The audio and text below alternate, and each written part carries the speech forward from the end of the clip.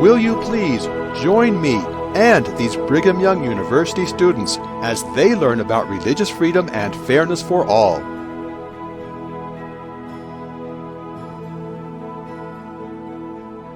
This devotional address with Elder Ronald A. Rasband was given on September 15th, 2015. Welcome to Dutiful Citizen, the channel that helps you and I receive blessings from God by learning and doing our citizen duties. I, Warren Rogers, speak to you as your fellow citizen. A citizen whose perspective on many public issues is influenced by his religion. While I do not speak as a representative of God or of any church, I believe that Ronald A. Rasband does speak as a representative of God and of the Church of Jesus Christ of Latter-day Saints. In September of 2015, Elder Rasband was both a member of the Church's Public Affairs Committee and one of the 7 presidents of the 70. Just weeks after giving this devotional, he was called to the Quorum of the 12. Please listen to Elder Rasband for the next 3.5 minutes. Then I will share my thoughts and feelings. The first story is about someone I will call Ethan. He recently started his job in a career he has longed for and wants to make a good impression. He comes early to work and stays late. He picks up extra projects and does excellent work. He is well liked by many of his colleagues and is enjoying his job. One day at lunch with a couple of co-workers, he feels comfortable telling them that he is gay. An awkward silence develops because no one knows how to respond, and the work environment is quite conservative.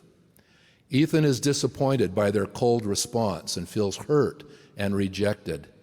He begins to feel vulnerable at work and less valued. After that lunch meeting, things become increasingly awkward for Ethan at work.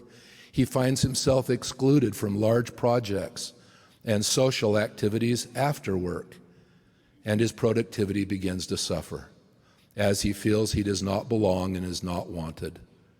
After a few months, he is let go because his boss feels he is not keeping up.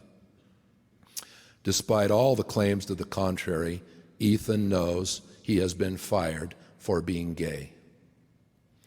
Now I want to tell you about Samantha. Samantha has just started work in the administrative offices of a local university. She is excited to work in a stimulating environment full of diverse thoughts, ideas, and backgrounds. One day at work, a co-worker approaches Samantha and says she has heard that Samantha is a Mormon and asks if that is true. Samantha cheerfully responds that it is, but the question that follows brings her up short. Quote, "So why do you hate gays?" End quote. Her co-worker asks. Samantha is surprised by her question, but tries to explain her belief in God and God's plan for his children, which she believes includes guidelines on moral and sexual behavior. Her co-worker counters by telling her that the rest of society has progressed beyond those beliefs. And besides, she says, history is full of people using religious teachings to wage wars and marginalize vulnerable groups. Samantha restates her convictions and her understanding of God's love for all people, and then asks for her co-worker to respect her right to believe. The co-worker feels compelled to tell other employees about their conversation, and over the next few weeks, Samantha feels increasingly isolated as more and more co-workers confront her with questions and attacks. Samantha's boss, seeing the increase in religious conversations in the workplace, cautions her against proselytizing in their work environment, or her job will be in jeopardy. Her work, like Ethan's, begins to suffer. Rather than risk being fired, Samantha starts to look for another job. Now, these are hypothetical stories, and yet they are not. There are many Samanthas and Ethans. The last words of Elder Rasband that I quote here are, there are many Samanthas and Ethans. Please remember that. Ethan represents many people, and Samantha represents many people.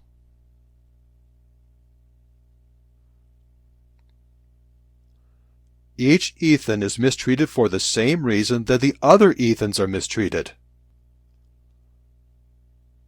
Likewise, each Samantha is mistreated for the same reason as the other Samanthas are mistreated. Some of Elder Rasband's teachings that I will comment on are in the quote you just saw, while other Rasband teachings I comment on are in the rest of the devotional. The Church of Jesus Christ of Latter-day Saints, which publishes churchofjesuschrist.org as its official website, has developed Fairness for All as its official approach to public policy on LGBT issues. Confusingly, Fairness for All is also the name of multiple proposed or adopted laws on the same issues. Because we as citizens are concerned with public policy, as a citizen, I seek to learn more about and to understand better Fairness for All. It is still unclear to me how legislation would really help either Ethan or Samantha. Likely you have heard that we must learn the things of God line upon line. In this video, I discuss what I do know at this point. Does God care about the mistreatment of Samantha? Yes. Does he want us to do something as citizens to protect Samantha? Yes. Elder Rasband explains how we should protect Samantha. Does God care about the mistreatment of Ethan? Yes. Does he want us to protect Ethan? Yes. And Elder Rasband explains how we should protect Ethan. Before watching this devotional, I thought that God's Fairness for All approach to LGBT issues was only a strategy for protecting religious freedom. Some aspects of Fairness for All thus did not make sense to me. Now Elder Rasband has helped me understand that Fairness for All also has the goal of helping those who believe in and serve God learn to behave in a more Christ-like way towards our brothers and sisters in the LGBT category. Now I feel joy and gratitude for the increased understanding God has given me through the ministry of Elder Rasband. The first goal is protecting Samantha, and the second goal is protecting Ethan. If we are going to protect Ethan, a question arises. What should we protect Ethan from? In the Ethan story that Elder Rasband tells,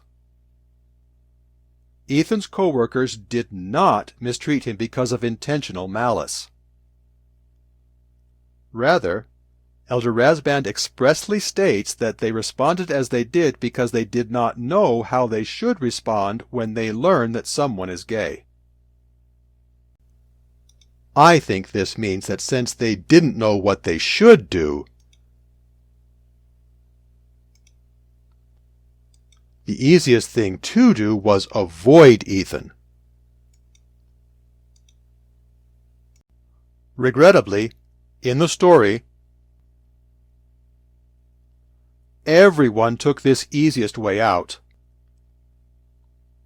unintentionally leaving Ethan socially isolated. Elder Rasband argues that Ethan's co-workers could have behaved in a more Christ-like way than they did in the story.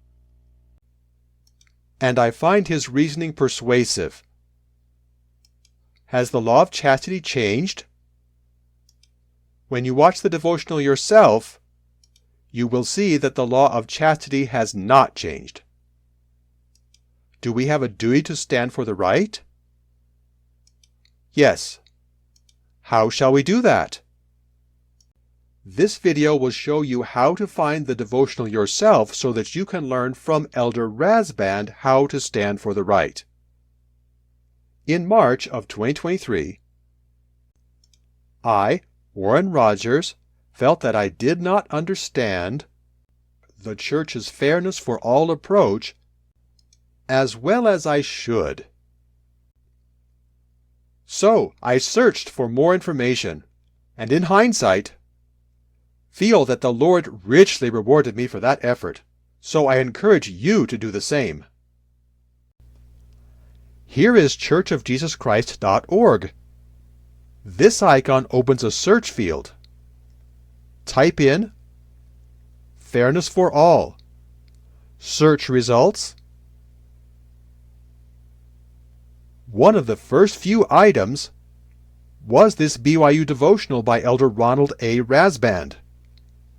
Because this devotional was so helpful to me, I encourage you to watch it yourself.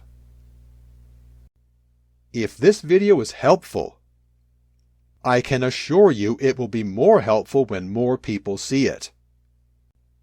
Please comment on, like, and share this video to the Dutiful Citizen Channel. Will you please subscribe? Doing any of these things encourages YouTube to show this video to more people. This has been Dutiful Citizen Channel Episode 28, Ethan and Samantha Stories.